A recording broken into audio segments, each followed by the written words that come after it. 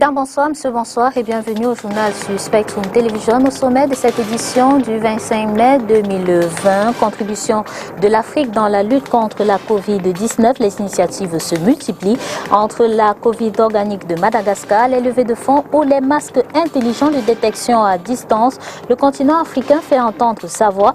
Nous ferons le tour des propositions dans la suite de ce journal en cette journée de l'Afrique, commémorant l'anniversaire de création de l'Organisation de l'Unité africaine, OUA, le 25 mai 1963 à Addis Abeba en Éthiopie.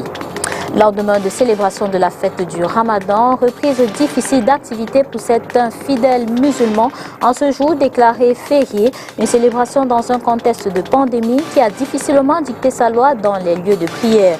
Les mesures barrières ont été à peine respectées dans les mosquées visitées par les équipes de Spectrum Television ce dimanche 24 mai 2020. Constat dans la suite de ce journal. Une fois de plus, bonsoir et bienvenue à cette édition d'information sur Spectrum Television. Comme annoncé en titre, prévention tout en musique en langue locale, certification en cours de test de dépistage bon marché au Sénégal ou Covid organique à Madagascar. Dans la lutte contre la Covid-19, l'Afrique fait entendre sa voix. D'ailleurs, le thème de l'édition de cette année de la Journée de l'Afrique fait mention de cette pathologie, à savoir faire taire les armes dans le contexte de la pandémie de Covid-19. Rappelons que c'est le 25 mai pour commémorer l'anniversaire de la création de l'Organisation de l'Unité africaine, le 25 mai 1963 à Addis Abeba en Éthiopie. Nous faisons le point dans ce reportage. Dès le début de la pandémie sur le continent africain en masse, les initiatives se sont multipliées. Celui qui a le plus attiré l'attention, c'est le Covid organique de Madagascar. Une solution miracle d'après le président malgache qui jouit de propriétés curatives et préventives contre la Covid-19. Dans le registre de prévention tout en musique, à travers l'Afrique, les artistes sont montés au créneau assez tôt pour diffuser les bons messages sur les gestes barrières. Emblématique de ce type d'initiative, une version reggae du chanteur et opposant ougandais Bobi Wine a rencontré un grand succès sur les réseaux sociaux, de même que Youssou N'Dour qui a rassemblé la jeune scène rap sénégalaise en Wolof. Comment se laver les mains sans toucher à rien? Une borne de lavage automatique des mains fonctionnant à l'énergie solaire a été mise au point au Bénin par une équipe d'étudiants en énergie renouvelable et système énergétique. Des initiatives du secteur privé africain démolissent encore le cliché selon lequel l'Afrique n'aurait pas d'argent. Une coalition du secteur privé contre le coronavirus, Covid, a été lancée au Nigeria par le capitaine d'industrie Aliko Dangote et le groupe bancaire Access Bank, promettant 57 millions de dollars pour construire des centres d'isolement, hôpitaux sous les tentes, achat de tests de dépistage. Une équipe de 8 scientifiques bénévoles dénommée Tech for Covid est dirigée par l'ingénieur design thinker, entrepreneur et professeur Mouchin Ladissi, s'est formé pour développer des solutions face à la pandémie. En visioconférence depuis chez eux, ils ont mis au point le masque intelligent de détection à distance MIDAT, une première mondiale. Équipé de capteurs, il analyse le souffle des patients qui le portent afin de détecter les premiers symptômes d'infection, taux d'oxygène dans le sang, insuffisance respiratoire, tout éternuement et de permettre un suivi médical à distance et la collecte de données par Bluetooth permettant un tracking des cas contacts avec questionnaire sur mobile. Notons pour sortir qu'un test de dépistage au bon marché est en cours de certification au Sénégal. Le syndicat des enseignants du Cameroun, dans une missive adressée au Premier ministre chef du gouvernement, relève les risques d'une reprise des classes le 1er juin prochain, partant du constat que les effectifs de 50 élèves par classe prescrite par le Premier ministre ne permettra pas la mise en œuvre de la mesure de la distanciation sociale, sur le fait que tous les élèves ou enseignants ne peuvent pas se procurer des masques ou des gels hydroalcooliques ou encore des risques de contamination qui pourraient venir avec l'utilisation des outils pédagogiques communs, la fréquentation des lieux d'aisance et la salle d'enseignants. Les syndicats d'enseignants du Cameroun proposent donc l'organisation des examens sur la base de la couverture à jour des programmes scolaires, l'échelonnage de la reprise des classes en commençant par le secondaire, par les classes de terminale, pour éviter l'engorgement des campus, la limitation du nombre des élèves à 24 par classe au minimum, d'assurer la gratuité des masques et gels hydroalcooliques pour les enseignants et les élèves et de prévoir des primes spéciales pour les enseignants pour la surcharge du travail et les risques imposés par le nouveau contexte. Enverriez-vous vos enfants dans les salles de classe le 1er juin prochain? La question a été posée à quelques habitants de la ville de Douala ce jour, à une semaine de la reprise des classes le 1er juin, comme je le disais tantôt. Rappelons que la décision de la reprise des classes d'examen uniquement vient du gouvernement du Cameroun. Ils se sont exprimés au micro de STV. On en voit encore avec la pandémie comment, il y a quelles mesures qu'on a prises, quelles dispositions qu'on a prises pour que les enfants partent en classe. On va alors, dans les classes de 50 élèves ou 170 élèves, on va faire comment? On va les segmenter ou on va faire comment de ça? C'est que si j'ai un enfant en classe d'examen, il peut aller à l'école dans le cas où on n'exige pas les cache-nez de SICAM. Je ne sais pas pourquoi on exige ça. Parce que ça n'a pas sa place. Oui, je vais envoyer mon enfant à l'école lundi avec le cache-nez. Oui, je peux donner le nombre de cache-nez, mais en tissu, puisque moi-même je cours. La stigmatisation est malheureusement un fléau qui accompagne tous ceux qui présentent les signes de la Covid-19 ou ceux qui exercent dans les centres hospitaliers agréés dans la prise en charge de cette pathologie. Un état des choses qui n'a pas lieu d'être parce que l'apparence ne déterminant pas si l'on est porteur ou pas de cette pathologie. Au contraire, le respect des mesures barrières telles que la distanciation sociale devrait être observé par tous. Reportage. Alors que la priorité est désormais accordée aux malades du coronavirus dans la région du littoral en général et la ville de Douala en particulier, vient s'ajouter la stigmatisation. Toute personne malade est aujourd'hui vue comme un potentiel porteur du Covid-19. Et du coup, l'accueil devient difficile dans les centres de santé et autres formations hospitalières. Pour certains médecins, cette stigmatisation n'a pas lieu d'être. Cette stigmatisation n'a pas lieu d'être. N'a pas lieu d'être parce que, premièrement, le coronavirus n'est pas une maladie honteuse. Et deuxièmement, elle ne peut pas être dangereuse pour le personnel médical qui a pris toutes les précautions requises. C'est-à-dire mettre les mesures barrières, les masques régulièrement, et se nettoyer les mains tout le temps, désinfecter l'endroit, etc. Les raisons qui poussent les gens à venir à l'hôpital pour une fièvre, c'est surtout les maladies infectieuses. Et dans notre cas présent, c'est le coronavirus. Si vous n'avez pas la fièvre, quand vous avez la fièvre, ce n'est pas obligatoirement un coronavirus. Seul un diagnostic effectué par un médecin peut attester de ce qu'un patient souffre du coronavirus ou pas. Le reste n'est que spéculation. Dans notre environnement, la fièvre, c'est l'un des premiers motifs lorsqu'on va à l'hôpital. Alors, si maintenant on doit commencer à chercher de l'hôpital tous les gens qui ont la fièvre, ça ne marchera pas.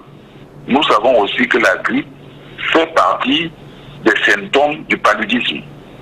Si avec le moindre palud, on va à l'hôpital et qu'on cherche en suspectant le coronavirus, c'est que ce médecin n'est pas très sûr de lui.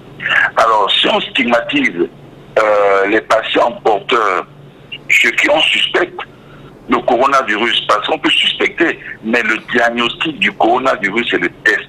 Ce n'est pas l'apparence, ce n'est pas le faciès.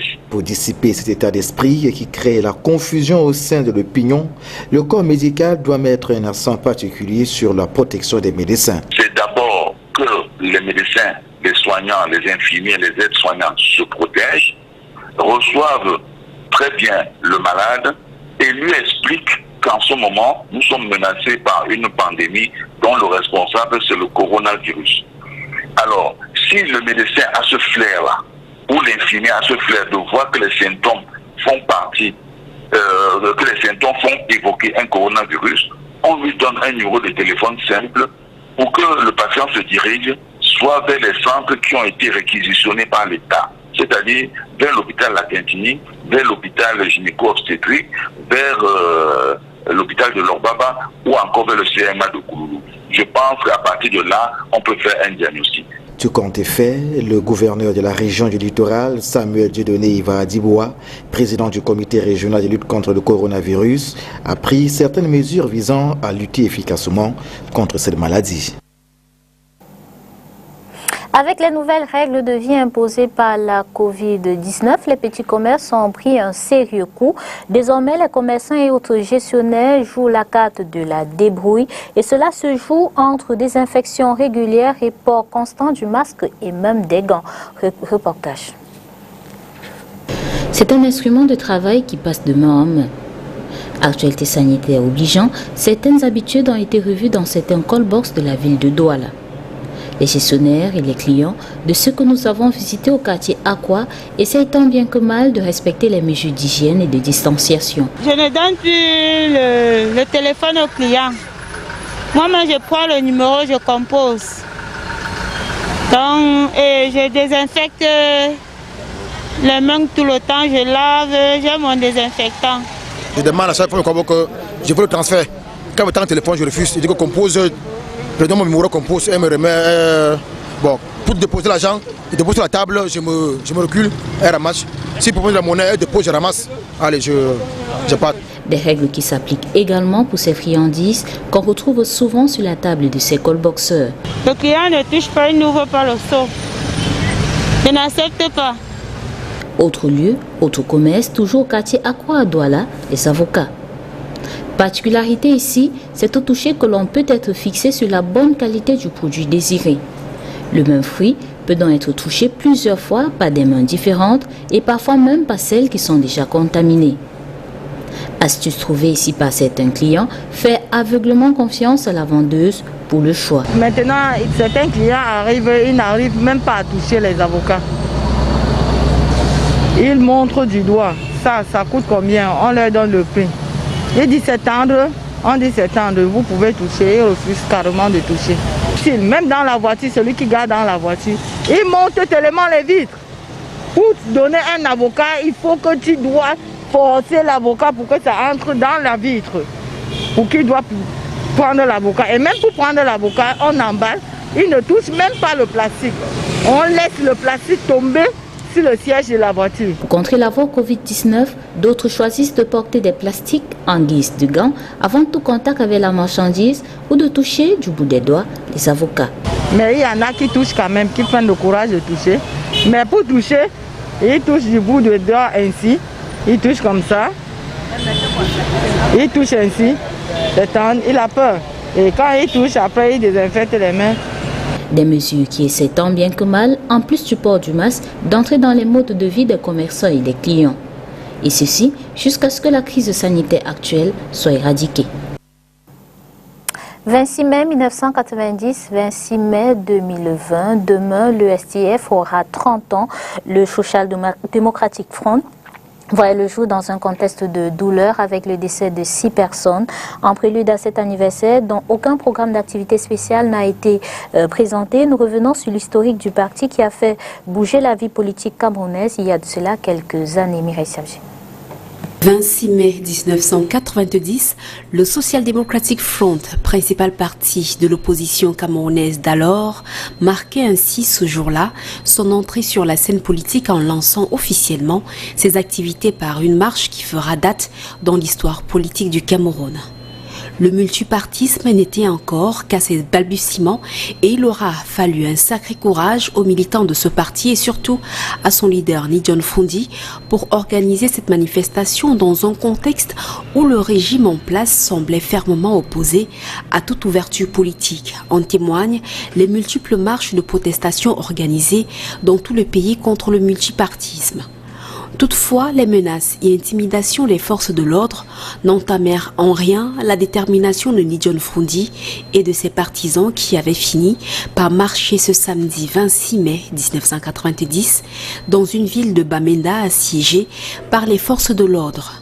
La manifestation eut lieu à Tarikon Park.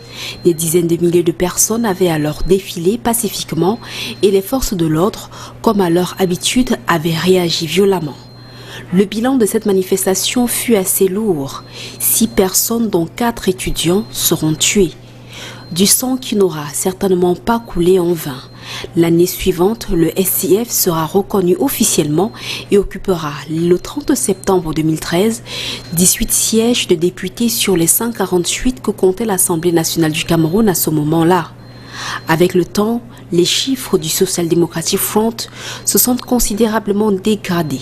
Aujourd'hui, on lui compte 5 députés à la Chambre basse du Parlement qui en compte 180, soit 152 pour le RDPC, son principal adversaire, au pouvoir depuis pratiquement 38 ans.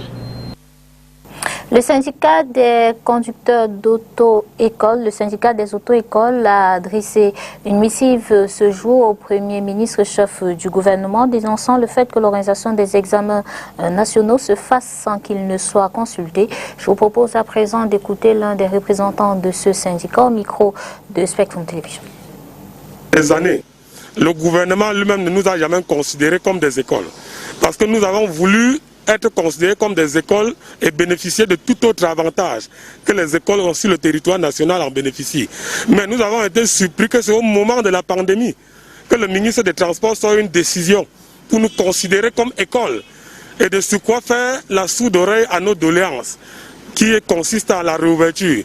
Nous insistons sur le fait déjà que suite aux méthodes de contamination, les auto-écoles peuvent prendre des mesures plus sérieuses pour éviter la propagation du virus par rapport au secteur des transports comme les taxis et les agences de voyage. En ce qui concerne la formation des moniteurs, c'est le ministre de l'Emploi qui s'occupe de la formation des moniteurs.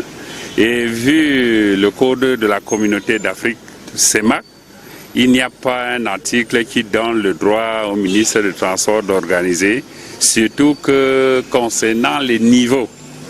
Pour être moniteur d'auto-école, on demande le CEPE pour présenter le concours. Mais nous avons été navrés en comprenant que le ministre des Transports demande le BEPC.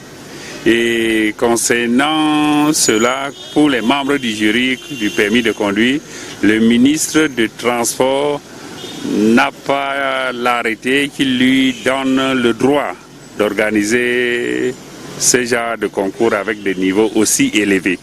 Et face à cela, il a empiété sur le code de la communauté d'Afrique, il a empiété sur la loi 2018 signée par le président de la République qui parle de centres de formation et des métiers qui doivent être suivis par le ministère de l'Emploi. Et face à tout cela, nous sommes vraiment indignés de comprendre que pendant la période de crise sanitaire, le ministre a pris des décisions sans toutefois concerter les professionnels du domaine. Donc nous sommes navrés de suivre le ministre des Transports prendre pareille décision. Et nous demandons au Premier ministre, parce que c'est à lui que nous avons adressé la lettre, d'annuler purement et simplement la décision prise par le ministre. Parce qu'une décision ne prime pas sur l'arrêté, ne prime pas sur un décret. Donc face à tout cela, nous disions non à cette pratique et nous demandons au ministre des Transports de faire une concertation avec tous les responsables de ce secteur d'activité. Vous le savez, ce lundi 25 mai était férié en raison de la célébration hier dimanche 24 mai 2020 de la fête du Ramadan. Alors, comment la ville de Douala s'est-elle réveillée ce jour? Voici à ce sujet le reportage de Makeda Lidji-Newton et de Julie. Réveil difficile pour ce fidèle musulman basé à Douala qui a dû reprendre ses activités commerciales ce lundi 25 mai, soit 24 heures seulement après la célébration de la fête du Ramadan. Bon, la fête s'est bien passée, ça s'est bien passé malgré que les séquelles de la fête n'étaient pas quand même trop. Mais on était obligé dans l'obligation de venir très tôt le matin pour subvenir à nos activités quotidiennes. Voilà, je suis là le matin pour le travail, oui. Et du coup, j'ai fait dans le commerce. Il était préférable que je reprenne avec les activités vu que je suis dans une ville de Douala où le commerce bat son plein. Tout en regrettant le contexte de restrictions dans lequel la fête du Ramadan s'est déroulée cette année, ce bijoutier a dû lui aussi ouvrir son commerce ce lundi malgré le férié. Ce n'est pas tous les mosquées qui ont prié, on n'a pas prié dans tous les endroits comme d'habitude. Pour la reprise des activités, il n'y a pas eu de problème, on a repris les activités sans problème. Mais la fête ne s'est pas passée comme prévu, vraiment il n'y a pas eu fête comme prévu. Ce photographe que nous avons rencontré au lieu dit douche municipale regrette aussi la célébration du Ramadan dans le contexte de restrictions. L'épidémie du coronavirus a eu un impact fortement négatif sur ses activités, affirme-t-il. Lorsque l'une des mesures stipule qu'on ne veut pas des rassemblements de plusieurs personnes ou du moins de 50 personnes, vous voyez que ça devient un peu difficile pour nous dans la mesure où nous avons eu l'habitude d'aller plutôt aussi vers les lieux de grand rassemblement pour essayer de dénicher là-dedans des sujets qu'on pouvait immortaliser. Depuis lors, les célébrations des mariages sont devenues presque inexistantes, les mairies sont presque non fonctionnelles, les salles des fêtes n'en parlons plus, elles sont restées fermées et même les laboratoires photos. Honnêtement parlant, il y a peut-être lieu de dire que ce virus, en venant ici au monde, était venu premièrement pour les photographes parce que là, c'est des conséquences vraiment graves pour notre activité. Ce lundi est jour férié, c'est le calme général dans la ville de Douala. Tout comme certains commerçants, des conducteurs de taxis et de mototaxis ont tenu malgré tout à poursuivre leurs activités. La communauté musulmane a célébré hier dimanche la fête du Ramadan qui marque la fin du jeûne dans l'islam. Cette année, la fête a été assombrie par l'épidémie du coronavirus, obligeant les dignitaires musulmans à prendre des mesures pour faire respecter les mesures barrières dans les mosquées. Une situation qui, à certains endroits, a provoqué quelques grincements de dents. Retour sur la célébration de l'Aïd el-Fitr dans la ville de Douala avec vous, Makeda Lidjignoto.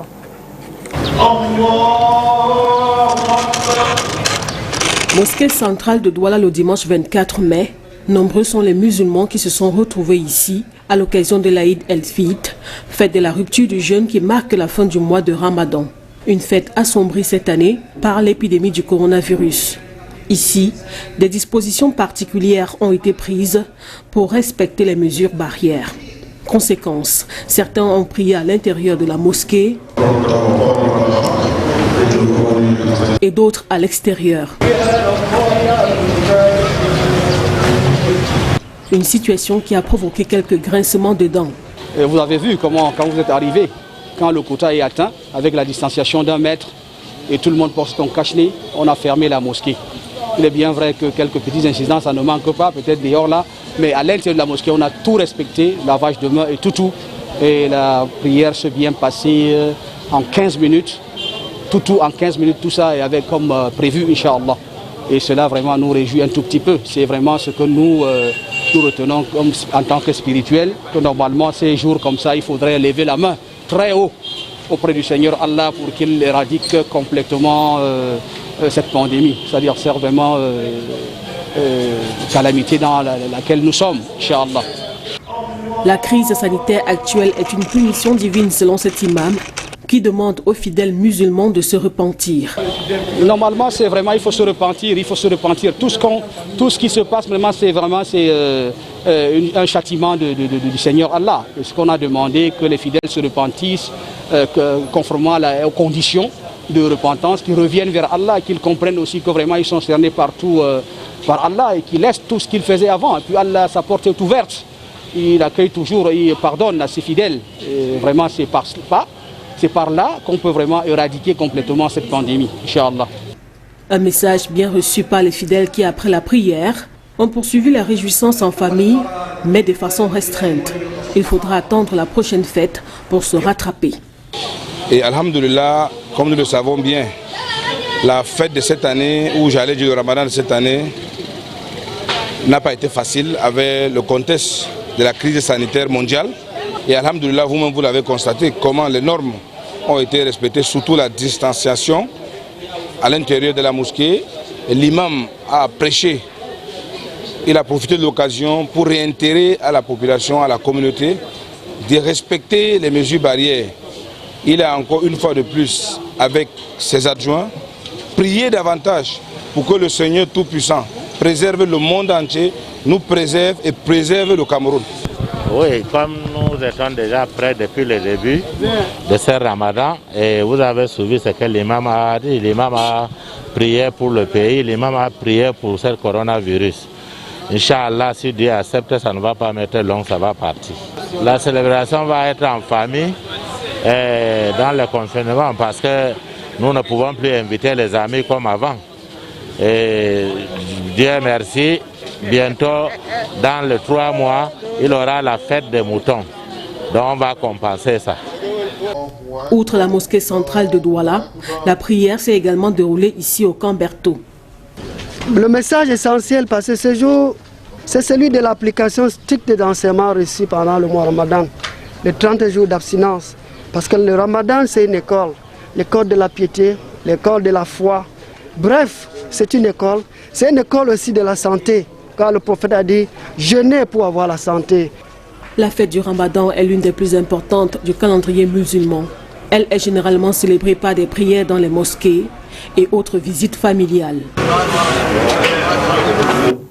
À l'étranger, le candidat du parti au pouvoir a été déclaré vainqueur à l'élection présidentielle au Burundi avec plus de 68% de voix par la Commission nationale et électorale. Détenus pendant 41 jours, les membres d'un porte-conteneur kidnappé au Bénin ont été libérés et sont pris en charge à Lagos au Nigeria. Je vous propose de faire le point dans la synthèse de l'actualité africaine de ce 25 mai 2020 avec VOA. Au Burundi, Évariste Ndayishimiye, candidat du parti au pouvoir, a été déclaré vainqueur de la présidentielle avec 68,72% des voix selon les résultats proclamés par la commission électorale. Il a dévancé Agathon Rwasa de l'opposition qui a recueilli 24,19% des voix. 8 membres de l'équipage d'un porte-container kidnappé par des pirates au large du Bénin fin avril ont été libérés et placés en observation médicale à Lagos. Ils ont été détenus pendant 41 jours. L'île Maurice a enregistré 2 nouveaux cas de Covid-19, une première depuis le 26 avril.